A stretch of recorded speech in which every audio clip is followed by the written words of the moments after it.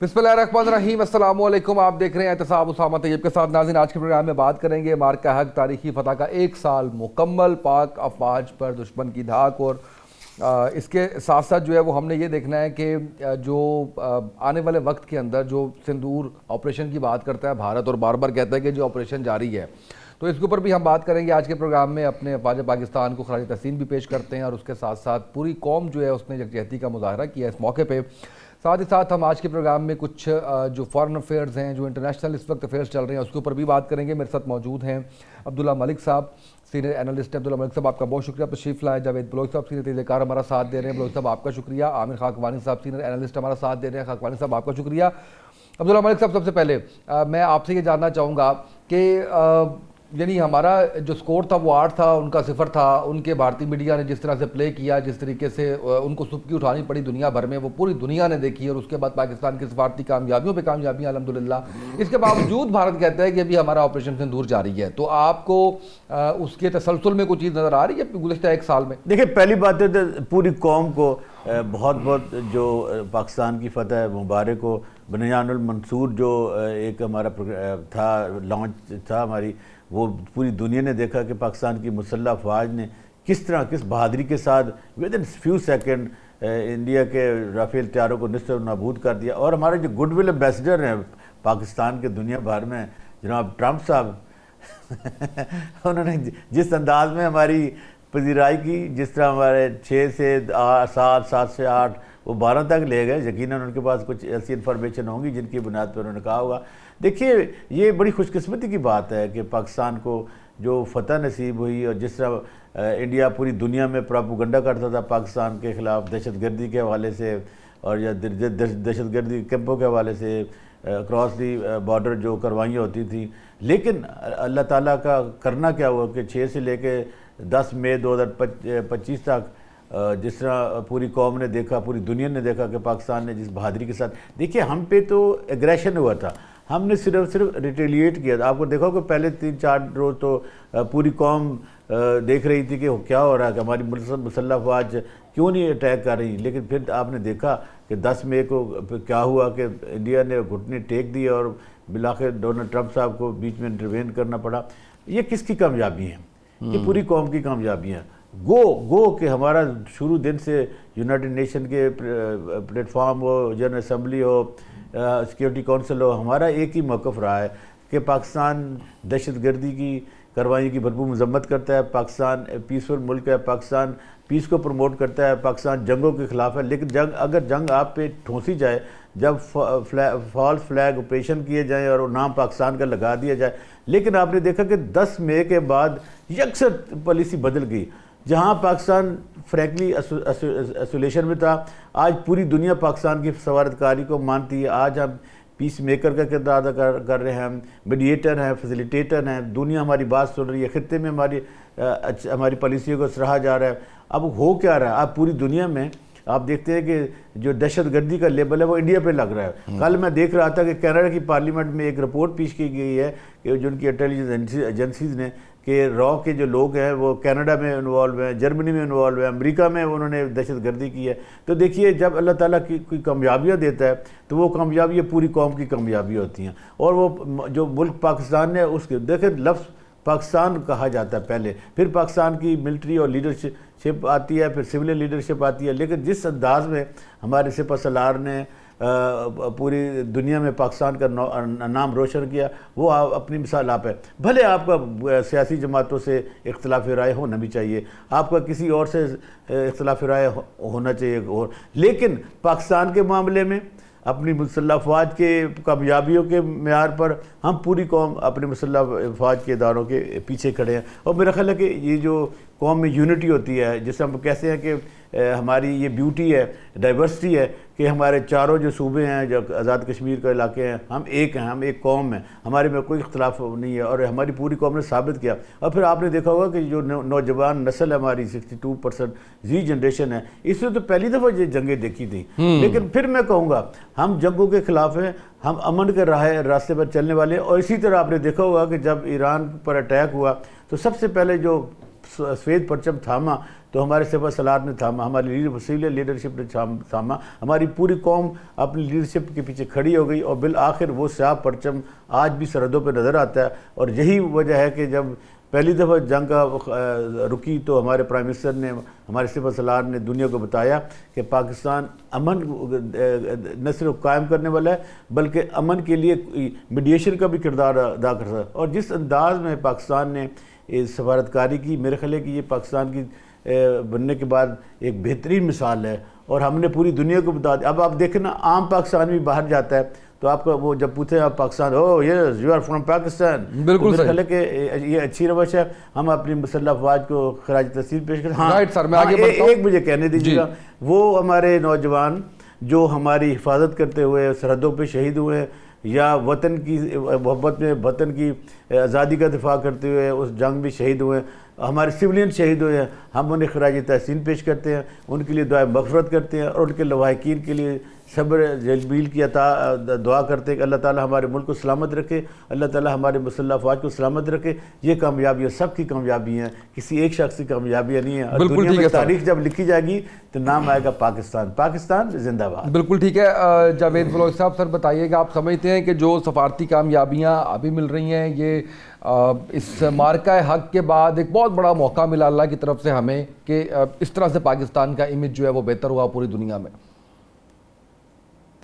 देखिए उसामा, शुक्रिया। हम एक साल पहले अगर देखें और एक साल बाद का पाकिस्तान देखें तो बड़ा ज़मीन आसमान का फ़र्क है। एक साल पहले जो प्रोपेगेंडा था इंडिया का, पाकिस्तान का एक चेहरा जो है वो पोर्ट्रे किया जा रहा था दुनिया के साथ के हवाले से, और इस तरह की जो है वो चीज़ें पोर्ट्रे की जा रही थी कि पाकिस्तान को बदनाम किया जा सके, पाकिस्तान को आइसोलेट किया जा सके। और वो प्रोपेगेंडा उसका बिक भी रहा था। उस प्रोपेगेंडे पे दुनिया जो है उसकी बात मान भी रही थी उसामा। लेकिन इसके साथ साथ जो इंडिया अपने आप को पोर्ट्रे कर रहा था कि इंडिया बहुत बड़ा मुल्क है, बहुत बड़ी इकानमी है, बहुत बड़ी ताकत है, खित्ते की बड़ी ताकत है, और वो खुदा न खास्ता पाकिस्तान को जब चाहे जो है वो with in half an hour या एक घंटे के अंदर जो है वो नुकसान पहुंचा सकता है। लेकिन जब मार्का हक हुआ तो दुनिया ने देखा कि ये जो प्रोपेगेंडा, ये जो एक आर्टिफिशियल एक चीज पेश की जा रही थी, दुनिया को फरोख्त की जा रही थी, वो सारी ड्रामे से नीचे गिर गई और दुनिया ने इंडिया का असल चेहरा देखा और दुनिया ने असल चेहरा पाकिस्तान का देखा कि पाकिस्तान क्या है, पाकिस्तान कहाँ खड़ा है और इंडिया कहाँ खड़ा है। पाकिस्तान ने जिस तरह चंद घंटों में जो है अपने आप को एक बहुत बड़ी ताकत कहने वाले मुल्क को जो है वो शिकस्त थी, उसको चंद घंटों में घुटने टेकने पर मजबूर कर दिया। ये भी दुनिया की एक वाहिद मिसाल है कि आप विद इन नो टाइम जो है वो उसके राफेल गिरा दें, उसका रेडार सिस्टम जो है वो जैम कर दें, उसके सैटेलाइट जैम कर दें, उसकी इलेक्ट्रिसिटी और इलेक्ट्रॉनिक सिस्टम जो है वो सारे जैम हो जाए। तो ये दुनिया की वाहिद मिसाल है। इससे पहले कभी ऐसी मिसाल नहीं मिलती कि इतनी बड़ी डॉग फाइट हुई हो और जो है वो दुनिया ने देखी हो। फिर अब इस मार्का हक के बाद समा अगर हम देखें तो ये सारी कामयाबियां, ये सारी कामरानियां जो है वो मार्का हक के बाद जो है पाकिस्तान के नसीब में आई और दुनिया ने देखा कि पाकिस्तान जो है कितना बड़ा मुल्क है, कितनी बड़ी ताकत है और कितने बहादुर अफवाज पाकिस्तान की कि उन्होंने जो है वो अपने से बड़े दुश्मन को शिकस्त दी। और फिर इसी वजह से आपने ये भी देखा कि दुनिया जो है वो पाकिस्तान की तरफ आती गई और आप जो इंडिया है वो आइसोलेट होता गया। कहानी उल्टी शुरू होगी ना। और जब असल चेहरा सामने आया दुनिया के तो फिर दुनिया ने कहा कि नहीं भाई, ये तो सारा एक आर्टिफिशियल चीज थी, असल चीज तो पाकिस्तान है और पाकिस्तान को दुनिया अब तस्लीम भी कर रही है। पाकिस्तान जो है वो सरसी का किरदार भी अदा कर रहा है और पाकिस्तान ये दुनिया का वाहिद मुल्क है कि जो एक सुपर पावर और ईरान का जो कॉन्फ्लिक्ट है, 47 साल का एक तनाज़ा है, जंग है, उसका सालिस है। और पाकिस्तान जो है वो ये पीस टॉक्स जो है वो होस्ट कर रहा है इस्लामाबाद में, पाकिस्तान में। तो ये पाकिस्तान का एजाज़ है, पाकिस्तानी कौम का एजाज़ है और इस एजाज़ को हासिल करने के लिए एक बड़ी लंबी जद्दोजहद है और कुर्बानियां हैं कि आप हमारी मुसल्लह अफवाज ने जिस तरह लाइन ऑफ कंट्रोल पर जो है वो कुर्बानियां दी, जंग लड़ी, जिस तरह हमारे शाहीनों ने फिजा में जंग लड़ी, जिस तरह हमारी साइबर फोर्स ने जो है वो इंडिया की ऐसी की तैसी फेरी और इंडिया को मफलूज करके रख दिया। तो ये एक कंबाइंड एक जद्दोजहद थी, एक प्लान था जिसमें नेवी शामिल थी, जिसमें एयरफोर्स शामिल थी, जिसमें पाक फौज शामिल थी, हमारे अवाम शामिल थे। तो ये सारा मिल के जो है, जब ये मार्का हक आपका जीता गया और ऑपरेशन बनियान मरसूस जो है वो कामयाब हुआ, तो फिर दुनिया का ये पासा पलटा है बिल्कुल और सही। दुनिया ने पाकिस्तान का रुख किया उसामा के। अब पाकिस्तान देखें, पाकिस्तान कहाँ खड़ा है और इंडिया कहाँ खड़ा है। इंडिया दूर कहीं खड़ा होके देख रहा है कि पाकिस्तान जो है वो दुनिया में क्या किरदार अदा कर रहा है। आज इंडिया का मीडिया, आज इंडिया के पार्लियामेंटेरियन, आज इंडिया की अपोजिशन, आज इंडिया की अवाम जो है वो उससे पूछ रही है कि भाई तुम कहाँ खड़े हो, और पाकिस्तान जिसे तुम कहते थे कि ये एक फेल्ड स्टेट है, वो कहाँ खड़ा है। बिल्कुल सही है। खाकवानी साहब, मार्का हक पे तो ज़रूर बात कीजिएगा, लेकिन जो भारत की तरफ से उनके सियासी रहनुमाओं की जानिब से, अस्करी फोर्सेस की जानिब से बारहा और मीडिया की जानिब से बारहा ये कहा जाता है कि ऑपरेशन सिंदूर अभी तक जारी है। तो आप समझते हैं कि भारत दोबारा मुस्तकबिल करीब में किसी किस्म की हमाकत करने की कोशिश करेगा?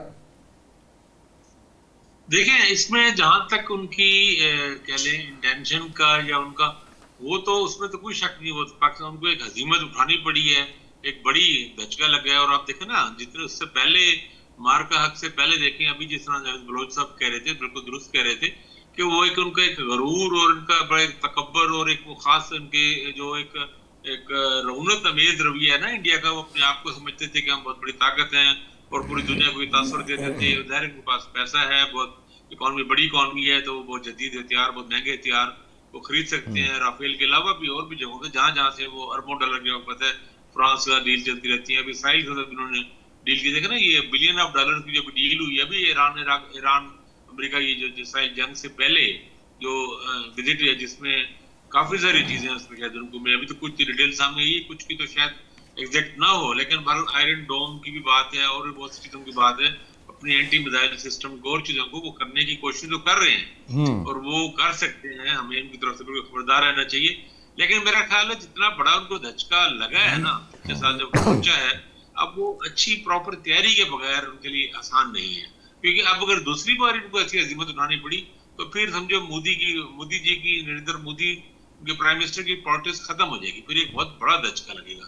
अभी एक बार तो वो किसी ने इस तरह मैनेज कर गए कि पाकिस्तानी मीडिया पे पाबंदी लगा दी, हमारे चैनल्स बंद कर दिए, अपना मीडिया उन्होंने बहुत हद तक कंट्रोल किया हुआ है और पूरा शोर मचा के और एक फेक ग्लोबल वतनी की एक लहर की बना के ना, ताकि भाई वो, लेकिन दुनिया में ज़ाहिर है हर जगह, और आप देखें, जानते हैं कि इंडियन डायस्पोरा बहुत बड़ा है, तो वो अमेरिका में, बरतानिया में और दुनिया के बहुत से मुल्कों में इंडियंस हैं।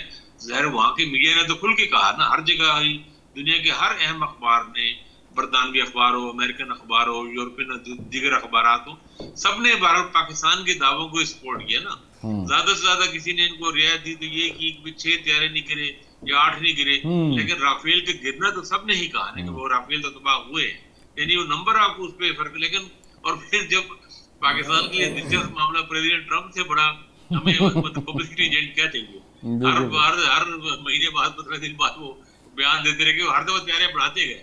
हाँ। मेरे ख्याल आखिर में तो वो 11 तक पहुंच गए थे, 12 तक साल ने प्रेसिडेंट ट्रम्प ने बना दिया था। तो बहरहाल वो जो एक हजीमत है वो है, आप समझे, जख्म उनका ताजा है, ऐसा नहीं कि वो इसको बुला नहीं सकते उसको, बड़ी उनको कारी जरूरत लगी है। और उसके बाद फिर खुशकिस्मती पाकिस्तान की कुदरत ने सपोर्ट किया, हमारे अपने जो सिविल मिलिट्री लीडरशिप हमारी बहुत अच्छे तरीके से आर्ट्स के लिए, ईरान के मामले में, उससे पहले सऊदी अरब के साथ जो डिफेंस एग्रीमेंट हो गया और तुर्किया के साथ रिलेशनशिप में मजीद डेप्थ आ रही, मिडिल ईस्ट में देखे ना, अब वो इंडियंस के लिए तो बहुत तकलीफ की बात होगी ना। पाकिस्तान को या तो ये था एक जमाने में कि पाक की टर्म सवाल करते थे, अमेरिकन और पाकिस्तान और अफगानिस्तान को एक नथी करके बिल्कुल ही एक साउथ एशिया के भी बिल्कुल कॉर्नर एक करके, और कहा ये कि पाकिस्तान को मिडिल ईस्ट के प्लेयर के तौर पर तस्लीम कर लेगी बाकायदा ना। गाजा पीस बोर्ड के तो पहले ही हो चुका था, अभी इसके बाद पाकिस्तान की जो, तो ये सब चीजें उनको तो बहुत बुरी लग रही होंगी, बहुत नापसंद होगी, और वो एक बड़ा जबरदस्त कोई वार करना चाहते होंगे। तो हमें इसलिए बहुत विजिलेंट तो रहना चाहिए, बहुत तैयार भी रहना चाहिए और सब चीजों पर नजर रखनी चाहिए जो चीजें करो। और बहरहाल हमारे लोगों ने, हमारी जो फौज है, हमारे जो अस्करी माहिरीन हैं, हमारे मंसूबा साज हैं, फैसला साज हैं, इन्होंने भारत पिछले साल ये साबित तो किया है कि वो अपना काम बहुत अच्छे तरीके से जानते हैं। और जो लोग उन पर क्रिटिसाइज करते थे कि ये एस्टेब्लिशमेंट हमारी या फौज हमारी अपना काम नहीं कर रही, बहरहाल उन्होंने बताया सबको कि हम अपना काम कर रहे हैं और बहुत अच्छे से कर रहे हैं। मतलब एक्सीलेंट से भी मेरा क्या कहते हैं A+, बल्कि A++। दुनिया को हैरान कर दिया ना खाकवानी साहब, पूरी दुनिया जो है वो। बिल्कुल बिल्कुल। और उसके बाद चीजें अब तो मजीद इंशाल्लाह उम्मीद है कि, क्योंकि एक तो ये भी हुआ ना, चाइनीज जिनको पाकिस्तान का वेपन जो सब चीजों का बहुत बड़ा एक उनके साथ है, तो वो मेरे ख्याल में मेरे तो मतलब मुमकिन है चीनी हम ट्रस्ट करते हो, लेकिन मेरा तो ख्याल है कि वो भी शायद हैरान रह गए होंगे कि हमने इतना एक्स्ट्राऑर्डिनरी परफॉर्म करके दिखाया, और उनके हथियारों की तो मतलब एक मांग ही बढ़ गई ना, अहमियत ही बना दी। तो पाकिस्तान के लिए अब कहीं से भी कुछ लेना अब मुश्किल नहीं रहा, खासतौर पे चीनी बात से, चाहे वो ज्यादा जदीद या डिफेंस सिस्टम उनकी बातें चल रही है और चीजें चल रही है। तो बहरहाल पाकिस्तान ने भी बहुत ही शानदार, इसमें कुछ शक नहीं, और उनको तकलीफ तो बहुत हो रही है जितना पाकिस्तान। अब ये देखें ना, अब आप नोट करें कि प्रॉक्सी वॉर्स में कितना इजाफा हुआ है पिछले एक साल में। ये अफगान तालिबान ने के साथ उनका गठजोड़ भी बढ़ा है, फिर TTP की कार्रवाइयां बढ़ी हैं, फिर BLA की कितने बड़े पैमाने पे, अभी BLA के चंद माह पहले जो बहुत बड़े लेवल पे, तो वो प्रॉक्सी वॉर्स भी बहुत बढ़ रही है, और उसमें ज़ाहिर है वो पैसा डाल रहे हैं, सब चीजें कर रहे हैं, तो वो तो करेंगे भाई, हमारे असली दुश्मन है, हमें उनको बिल्कुल, हमें उनसे हर वर्स्ट चीज की हमें तवक्को करनी चाहिए। अच्छा, मैं इसके बाद अगले टॉपिक पे जाऊंगा, लेकिन खाकवानी साहब आपसे ये जरूर पूछना चाहूंगा कि ये जो इंडियन मीडिया का कॉन्फिडेंस है, ये कैसे आता है सर? सर बात ये है कि मैं अब कहना तो नहीं चाहता, बहुत सख्त गैर पार्लिमानी लफ्ज है, लेकिन डटाई, बेशर्मी और बेहयाई अगर पूरी तरह आप हमारे सराइकी में कहते हैं कि अगर मतलब मुंह को मल लिया जाए ना, फिर ठीक है, फिर कुछ भी। बल्कि मैं एक बात हो रही थी, दोस्त थे, उसने मुझे एक पश्तो की कहावत सुनाई। उसने कहा पश्तो में ऐसे मौके पे कहा जाता है कि अगर मुंह काला करना हो ना, फिर बड़े तवे का इंतखाब किया जाए। तो हमारे बदकिस्मती से जो इंडियन मीडिया है ना, देखे ना, बिल्कुल नॉनसेंस उनका रवैया रहा है इंडिया में खुद भी। अब तो बहुत सारे उनके ऐसे भी हैं कि ये एनालिस्ट जो खुल के बात कर रहे हैं, मतलब मजाक बनाया ना उन्होंने कि बिल्कुल, यानी अब खास तौर पे लाहौर में जो उन्होंने वो नेवी जहाँ से बरामद कर ली, और लाहौर की बेचारी हमारी टूटी फूटी केनाल है, कभी उसमें पानी होता है कभी नहीं होता, तो उन्होंने उनको लगा शायद ये समंदर के किनारे पे लाहौर वाक़ है, तो वो ये कराची को जिस तरह, और सारा वो तो ऐसे था जो मजाक बन गया ना, उनका खुद ही तमाशा बना, जिन्हें उनके मीडिया ने अपना भरम ही खो बैठा सारा, और इंग्लिश मीडिया भी, और NDTV वगैरह को हमारा ख्याल था कि संजीदा लोग हैं इनमें कुछ, लेकिन वो भी सारे मौजूद थे, और उसमें तो कुछ तो ऐसे थे जो बिलागर वगैरह, मतलब ध्रुव राठी वगैरह भी उन्होंने भी मायूस किया उस मौके पे। तो वो एक लहर थी, एक वेव थी, सब बह गए, और उन्होंने बहुत ही, मतलब बहुत से लोग एक्सपोज हुए। इंडियन बड़े बड़े बिलागर हैं, कुछ ऐसे लोग हैं, मतलब उनके एक खान सर मशहूर हैं, अभी मैंने पॉडकास्ट की, वो इतना शर्मनाक और ऐसी फजूल उन्होंने बातें की, मैं हैरत हुई कि ये बंदा अपने आप को टीचर कहता है और वो लोगों को पढ़ाता है ये। तो बात ये है कि जब आप तासुब में और उसमें आप प्रोफेशनलिज्म खो बैठे, तो बस फिर वही वाली बात है कि बस वो अगर मुंह करना ही है काला, तो फिर बड़े तवे का इंतखाब किया जाए। बिल्कुल सही है, बिल्कुल सही है। अब्दुल्ला मलिक साहब, कहना तो नहीं चाहिए, लेकिन अनफॉर्चुनेटली ऐसे ही हुआ है। बिल्कुल सही है। अब्दुल्ला मलिक साहब, सर थोड़ा सा ये बताएगा कि हम जो देख रहे हैं मुज़ाकरात के सेकंड राउंड की इस्लामाबाद में बात हो रही है, 2-3 हफ्ते से बात की जा रही है, मुख्तलिफ आप कह लीजिए कि इंटरनेशनल अखबारात ये दावा कर रहे हैं, और उसके साथ साथ बयान जो बदलते हैं ट्रंप के, और ये जो हमें एक डिले नज़र आ रहा है, क्या वजूहात इसके पीछे नज़र आ रही हैं आपको? देखिए, पहली बात तो ये कि बड़ी अच्छी बात है कि पाकिस्तान की एफर्ट से, मीडिएशन से जो एक वाइट फ्लैग लहरा दिया गया था, अभी तक वो कोई क्रॉस फायरिंग नहीं हुई, और आपने देखा 1 महीने से जो जंग बंदी है, और बहुत सारे, देखिए जब जंग को अख्ताम होना होता है तो बहुत सारे इसमें अवामिल शामिल होते हैं, और ये बड़ा मुश्किल होता है कि ज़माने अमन पे जाया जाए। प्रॉब्लम ये होती है कि एक इतनी बड़ी ताकत, इतना बड़ा मुल्क, दुनिया का ताकतवर तरीन मुल्क, और वो अपने आप में पसपाई कैसे अख्तियार करे जहाँ पर पूरी दुनिया की नज़रें लगी हुई हों, फिर उनकी अपनी फॉरेन पॉलिसी है, उनकी हजमनी है। अब वो कोई ना कोई तो सेफ पैसे चाहिए होता है। देखिए, बंद गली में आप चले जाएं तो आपको रास्ता निकालना पड़ता है। जब एक तरफ बहुत ही कमज़ोर मुल्क जिसके पास कुछ भी नहीं है, और एक तरफ दुनिया का ताकतवर तरीन अकेला मुल्क, तो वो चीज़ें आप ज़माने अमर की तरफ जब जाएंगे, अब मेरे ख्याल है कि चीज़ें तो बहुत साल हो चुकी हैं। बस आपको पता है कि जो वो पट्टी है उसी का थोड़ा सा रोला है। मेरा ख्याल है, मुझे लग रहा है कि आपके प्रोग्राम में मैंने पहले भी कहा था, शायद आपके पास क्लिप भी हो, मैंने ये कहा था कि ये मामलात में भी जब सदर ट्रंप का दौरा होगा चाइना का 15 मई के बाद से, तो वहाँ पर बहुत सारी चीज़ें तय हो जाएंगी, जो कि ईरान को भी किसी ऐसे ताकतवर मुल्क की एक गारंटी की ज़रूरत है जब उस पर फ्यूचर में कोई हमला ना हो। तो मुझे ये लग रहा है कि रशिया चाइना एक किरदार ज़रूर अदा करेंगे और ख़ित्ते में अमन लाने के लिए। देखिए सिर्फ जो पीस है, पीस प्रोसेस अमेरिका और ईरान का नहीं है, पीस प्रोसेस के साथ बहुत से और मुल्क जुड़े हुए हैं। लिबनान जुड़ा हुआ है, शाम जुड़ा हुआ है, मिस्र है, बाकी यमन है, फिर जो फ़लस्तीन का गज़ा की पट्टी है वो है, फिर इसराइल बज़ाते ख़ुद है। लेकिन मामला तो यहाँ तय होने कि फ्यूचर में इसराइल को ना ईरान पे अटैक करे और ना जो ईरान की प्रॉक्सीज़ हैं हिज़्बुल्लाह की सूरत में, हमास की सूरत में, इश्यूज़ ये आते हैं। देखना हमास या हिज़्बुल्लाह तो किसी मुल्क के उसको रिप्रेजेंट नहीं करते हैं। जैसे लिबनान की एक इलेक्टेड गवर्नमेंट है, लेकिन वहाँ पर जो हिज़्बुल्लाह है उसका अपना एक रोल है। तो जो नॉन स्टेट एक्टर होते हैं उनके साथ तो पीस ट्रीटी दुनिया भर में नहीं होते। प्रॉब्लम ये है कि जो प्रॉक्सीज़ हैं, जिस तरह वो कहते भी हैं, अब उनके साथ बातचीत कैसे की जाए। ज़ाहिर है ईरान जब ज़माने अमन की तरफ जाएगा, पीस ट्रीटी होंगी, तो ये सारे के सारे मामलात यकसुई में हल होंगे।